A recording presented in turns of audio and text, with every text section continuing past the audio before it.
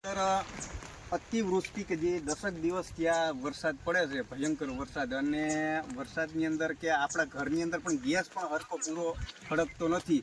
તો એવા ખરાબ વાતાવરણની અંદર નકરે ચારે બાજુ જોવા નકરું પાણી પાણી, આમાં કોઈ પણ જાતના લાકડા હરકે નહીં.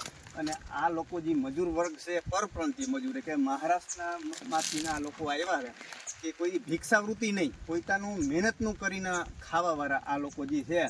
તો એના જો આ નાના નાના બચ્ચા છે એ ભૂખ્યા હોય, પણ એમનો કે ભાઈ અમારા બાળકો ભૂખ્યા છે, બરોબર. તો હું અહીંથી રોડ ઉપરથી નીકળ્યો તો આવા લોકોને મેં જોઈએ, હું તો કંપારી મને છૂટી ગઈ. તો ગામની અંદર તો ભગવાનની દયાથી મને રામ રોટી શાક ને બધા મીઠાઈ ગાંઠિયા ને બધું મળી ગયા. હવે બપોરનો આજ થઈ ગયો અને સાંજની લોકોની એક રસોઈ થઈ જાય.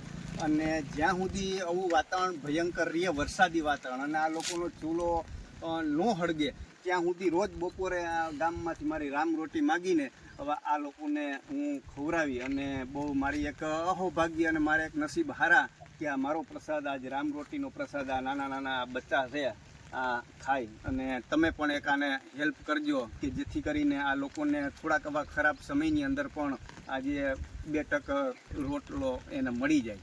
ધન્યવાદ.